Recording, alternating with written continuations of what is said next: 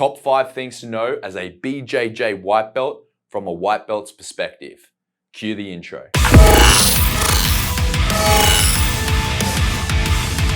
Number 1, get fit to do BJJ.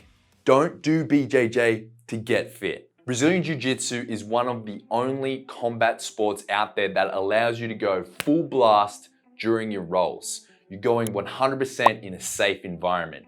But what this means is it is taxing on the body. It requires strength, it requires mobility, it requires flexibility, and of course, cardio endurance. All of these elements combined into a jiu-jitsu roll. If you are not up to the challenge to give it your best, then I highly recommend that you work on your base level of fitness before or at least in parallel with your jiu-jitsu training. Luckily enough, there's a solution to this problem, and it's called Bulletproof for BJJ.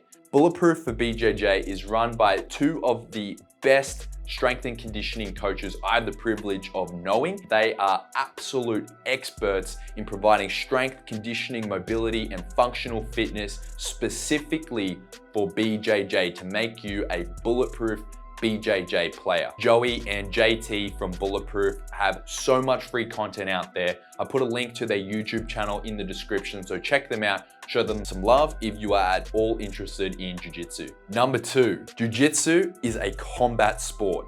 Be prepared for that. Jiu-jitsu is hard. It is taxing on your body. Going full out in rolls or even up to 80-90% in a roll has a toll on your muscles, has a toll on your ligaments, and has a toll on your life. So be prepared to get cuts, bruises, scrapes. It's going to happen. It's a combat sport. Walk in there with that mentality. That doesn't mean that you should just go smashing people. That's not what anyone's about in jiu-jitsu, and particularly as a white belt, I'm not smashing anyone anyway. So when you walk in there, just be in that mind frame, that mindset that it is a combat sport. Number 3, take care of your injuries, particularly cuts and open wounds. This is a bit of a personal one. In my first 2 months of jiu-jitsu training, I had a gi rash on the back of my head.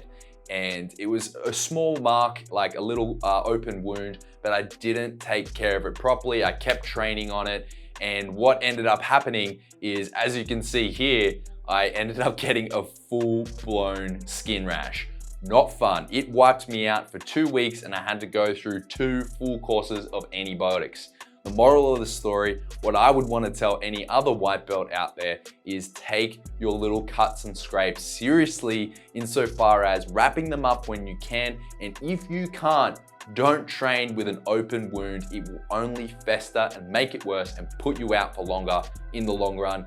Lesson learned, not doing that again. The 4th thing to know from a white belt to a white belt is leave your ego at the door. Don't walk in with that testosterone fueled ego that you're gonna go smash everyone that's smaller than you. Homer smash! It's not gonna happen.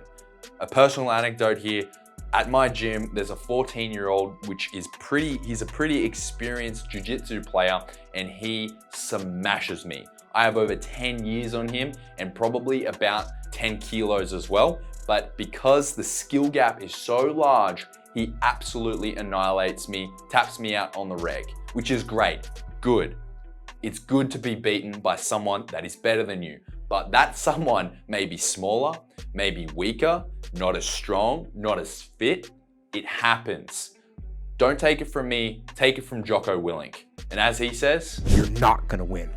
You are gonna lose. You're gonna lose over and over and over again to people that are smaller than you, weaker than you, not as tough as you are, literally not as tough as you are. And the 5th and final thing that I think that white belts should know from a white belt to a white belt is you probably won't get your blue belt. This doesn't come from me, but the attrition rate for white belts is 90%. The Gracie Academy talks about it, Joe Rogan talks about it, Jocko Willink talks about it, and so does Jiu-Jitsu. The attrition rate is huge for white belts. There's so many different reasons and theories put out there as to why, but I really like Jiu-Jitsu's take on it, so I'm gonna play that clip now. So why is the attrition rate for Jiu-Jitsu so high?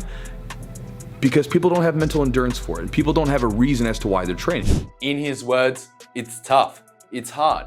A lot of people do not have the mental fortitude to just keep showing up and getting better. And to be honest, this really links in with the point about your ego. Going to get beaten up, it happens. It's a combat sport, but by enjoying that journey and loving it, and when someone taps you out, having a jocko attitude of good, that's the way I like to approach it. That's it for my top 5 things I think white belts should know from a white belt's perspective. Remember, I'm a white belt. I don't know what I'm talking about. Take everything I say with a grain of salt. But if you enjoyed the video, chuck a subscribe, chuck a like, and stay tuned for the next video in the Road to Blue Belt series. Hopefully we get there.